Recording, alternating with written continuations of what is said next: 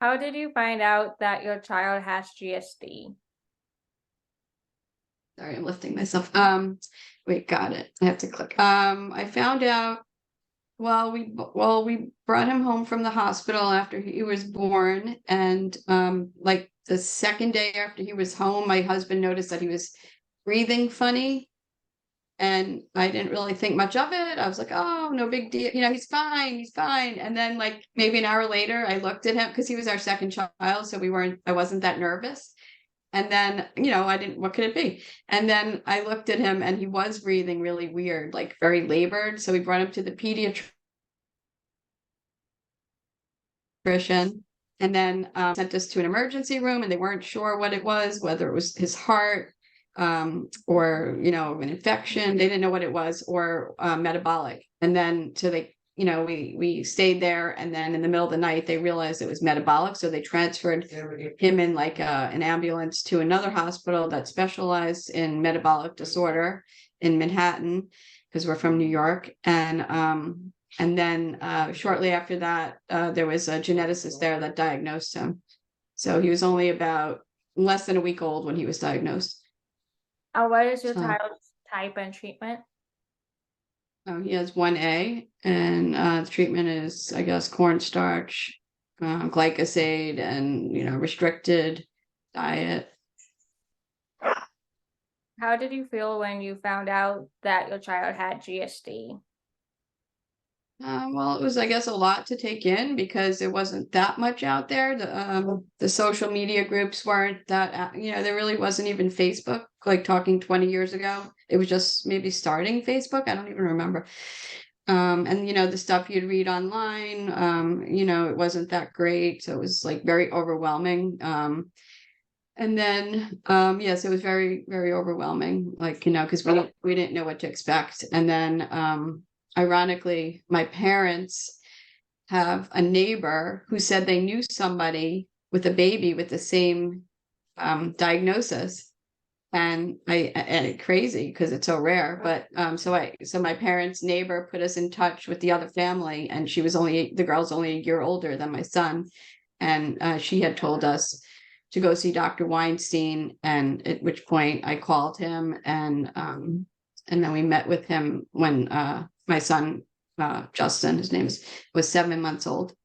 And yeah, and he's like, I remember my first conversation with him, he said he's gonna have a normal life. And that like really changed my perspective because, we didn't know what to expect until, and once he told us that, and he's like, congratulations on your baby. And, it was like a very good feeling. And then once we started seeing him, he really helped us keep in good control, because the original geneticist that diagnosed him, although he was great at the diagnosis, he didn't know really how to manage the disease. So, like, his triglycerides were like 1,000, like all the numbers, when we'd get his blood check were out of whack. And we thought he was, so great because he diagnosed him, but we didn't realize that he doesn't really know how to treat the disorder. So once we found Dr. Weinstein, it was like, a big relief for us.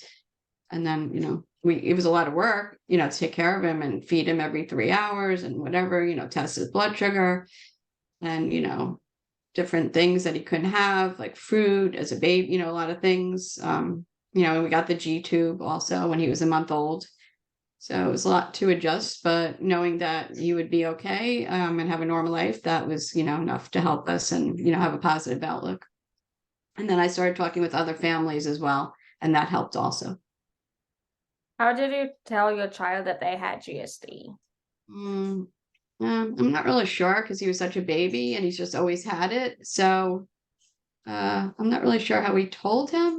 But he knew that he had to take the cornstarch. We would just tell him, the different things, and you can't have sugar.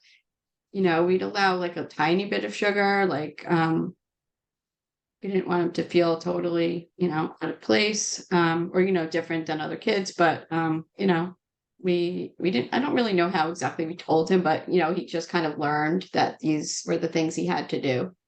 And, he would see Dr. Weinstein every year. We'd go for a checkup, and, we'd talk to him about all the different, the food restrictions and things like that, checking your blood sugar, stuff like that. Cornstarch. If you could go back in time, what is one thing related to your child having GSD that you would have done differently? Yeah, I just asked my husband the same question because I wasn't sure. And we agreed that we probably would give him more responsibility. We took on a lot of the responsibility. We woke up in the middle of the night. My husband and I, even as he was a teenager, we always woke him up and, got the cornstarch ready and gave it to him. Or when he had the G tube, we actually put it through the tube and didn't even wake him up, like, for his pretty much his whole life, actually. He always had a normal appetite. He wasn't tube fed except in the middle of the night, or if he was sick. So that we would have maybe given him more responsibility, I guess. Like even now, like we go to college and we pack up a big. Wait, hold on one sec, because it's very. We're talking a lot, and it's being recorded, so. Sorry. Sorry, there's a lot of talking going on in the other room. So even to this day, like we pack up all the cornstarch, we weigh it, we bring it to him, we take back the empty containers, we refill them. Like we're very, because we felt that he had a lot to be responsible for by just having the disorder, that we kind of tried to make it as easy as possible. But I think maybe we should let him have taken on more responsibility of his own on his own. But What advice do you have for other parents as they support their own child with GSD? I mean, I guess just do the best you can and try to make them feel as normal as possible. And, I mean, we didn't really stop him from doing things, although like only certain things like sleeping over at places or, doing overnights. But other than that, we tried to like just keep him as normal as possible. And just know that if you do the work that your child is going to be good. And it's hard, it's a lot of work for parents, a lot. I've had a lot of anxiety, I still do, like having him away at college. Like he'll text us when he takes the glyphosate at night, and he'll text us in the morning when he wakes up, just to make sure that he doesn't miss the dose and that he wakes up in time. And during the day, we just hope that he's doing what he should. It was easier when we were in control and we gave him the doses and we knew he was taking them. And as as you probably know, like as you get older, you want to do more things on your own. So, I guess just let them, do the best you can, and, and they should be okay. And how is he handling GSD and college together? Okay, I guess. We don't know again exactly. Like we're just hoping that he's sticking with his schedule. I know he takes the glycosade. We hope that he's not drinking. There are things, that happen in college that, it's like you just can only say, please, this isn't good for you. Try to stay away from the alcohol.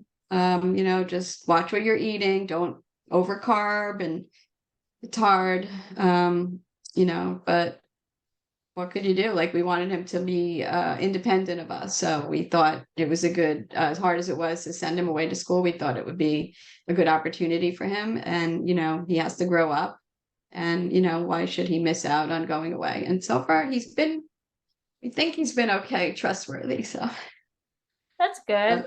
yeah, we hope. So. And it's hard. There's a lot of restrictions, like, and you see your friends eating milk, drinking milkshakes and large fries and big hamburgers, and it's hard. The beer and whatever. So I'm hoping that he's, trying to stick with what he's supposed to do to keep himself healthy. I wish he would use the Dexcom, which a lot of kids are doing now. But when we first started, it wasn't being used. And then he tried it as maybe when he was about 18 or 19, and he said he didn't think it worked well, but I think he's just not giving it a chance. So I would like him to try that again, and maybe that would give us more reassurance that his blood sugar was, steady.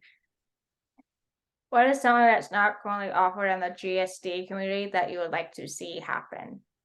Um, no, well, I don't really know, but I guess I like maybe what you're doing is just maybe getting different people's perspectives, and I know like when they do labs, maybe it would be nice to see exactly what each lab tells you, like, like the AST and ALT or liver function, and there's kidney function tests. I never really knew exactly what each marker told you, like maybe, and then like even the uric acid, like different things, like what do the markers exactly mean? So maybe that could be helpful. I know like there's a list. Just recently he had COVID again.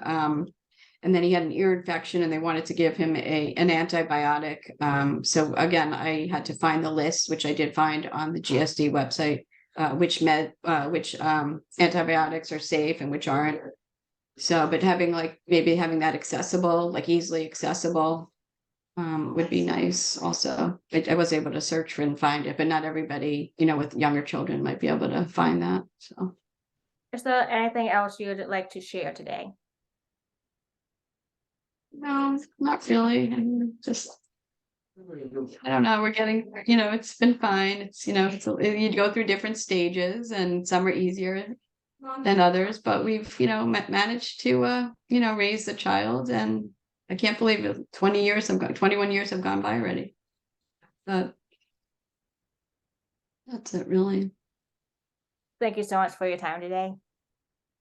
Okay, no problem.